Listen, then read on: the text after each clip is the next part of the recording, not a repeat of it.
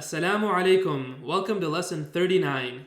In this lesson, we're going to take a look at oaths and exclamations. So in other words, ways that you can actually see emphasis being mentioned in the Quran. So let's jump into it. So we'll start by swearing oaths and how they're constructed in the Quran. So oaths is when Allah subhanahu wa ta'ala says, I swear by the sun, or I swear by the passage of time.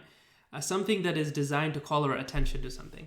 And the way you construct an oath grammatically is by using one of these three prefixes, wa, ta, or bi. So if you take one of these, one of these prefixes and follow it by another word, and that word should be in the majroor case, you get an oath. So let's take a look at an example here. وَالْقُرْآنِ الْحَكِيمِ إِنَّكَ لَمِنَ الْمُرْسَلِينَ. So وَالْقُرْآنِ الْحَكِيمِ here, this is an oath. This part of it is the oath that Allah is swearing by the Quran, Al-Hakim, that you are among the messengers. And so you'll notice that just as was mentioned, the object that is being sworn by, Al-Quran, or the recitation here, is in the majroor case. So Al-Qur'ani, and then Al-Hakim in this case is also in the majroor case because it's an adjective describing Quran. Alright? Now it turns out that you actually can use other verbs to also take oaths. The most common verbs being aqsama, to swear, shahida, to bear witness, and halafa, also to swear. And so, for example, you have the phrase la uqsimu bihadha al-balad. This is actually an interesting construction. So la uqsimu could mean here, so no, exclamation mark, I swear by this city. Okay, I swear by this city. So again, here we have aqsama. So if you have these verbs, they actually get conjugated. So aqsama becomes uqsimu, I swear by this city, al-balad. Okay, all right.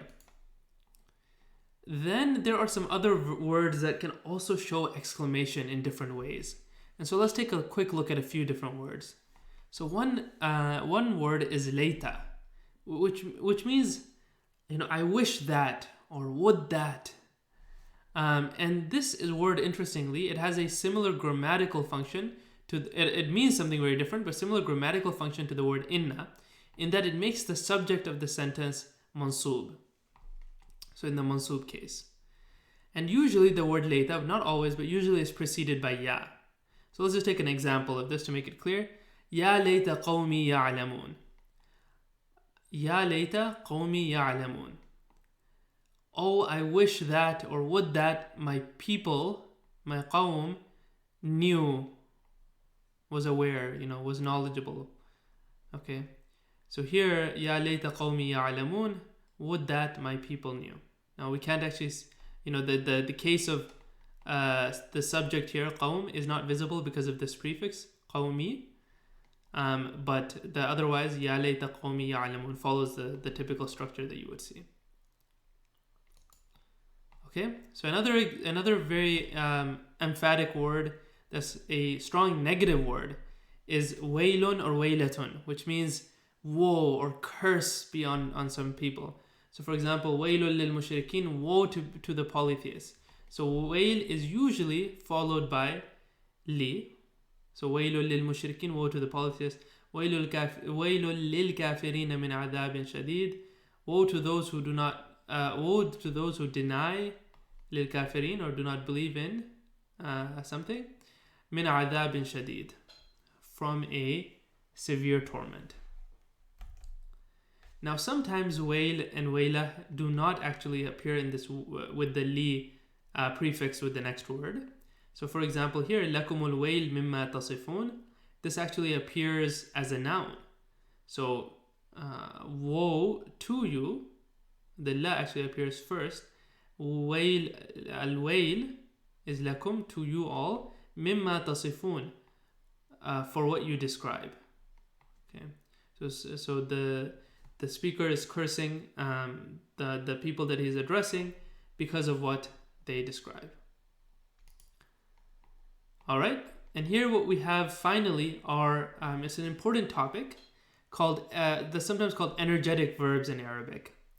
And so this is another way to add emphasis to a verb while also changing the tense of the verb to be future tense.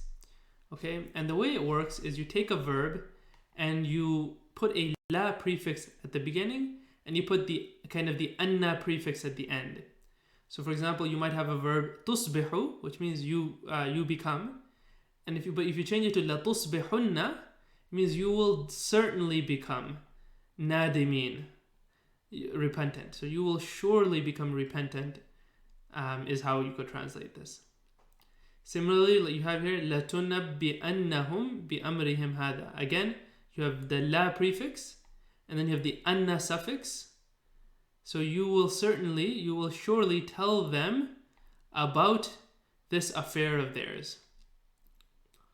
And so basically by adding this suffix and prefix, you change the meaning to be future tense and add an element of certainty to it. Now sometimes you can actually drop the lam prefix and just have the nun suffix as well. And this oftentimes happens in prohibitions, for example. La tamutunna.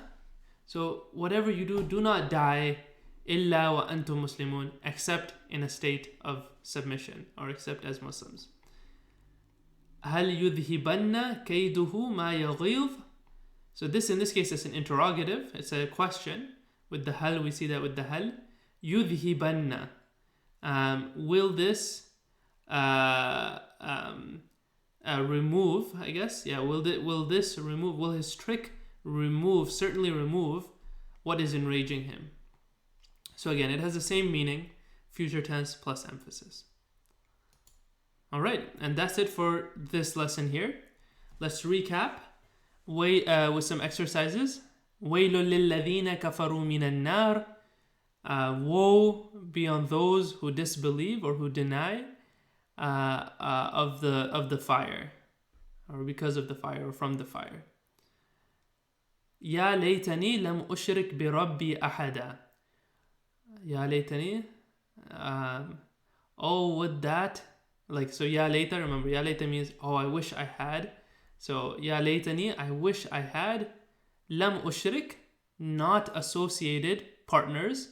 Bi rabbi ahada, with my Lord. I have ahada, any. So I wish I had not associated any partners, or I had not associated partners with my Lord at all. Okay. قالوا تالله إنك لفي ضلالك القديم. So they said, Tallahi, by God. Remember, ta here is the prefix that we've seen, the prefix for an oath. They said, by God, certainly you are in your old delusion here. It could be one way to translate dalal here. So this is, I believe, the sons of Jacob, Yaqub alayhi salam, speaking to their father. They're saying, we swear by God that you are certainly in that old delusion of yours.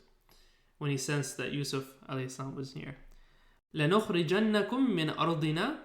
This is again, this is one of those verbs of emphasis. You have the la prefix and you have the anna suffix. لَنُخْرِجَنَّ. We will certainly drive you out from our land. We will certainly drive you out from our land. Okay, and we'll go ahead and we'll end here. Thank you so much for listening, and we'll see you next time on our final lesson.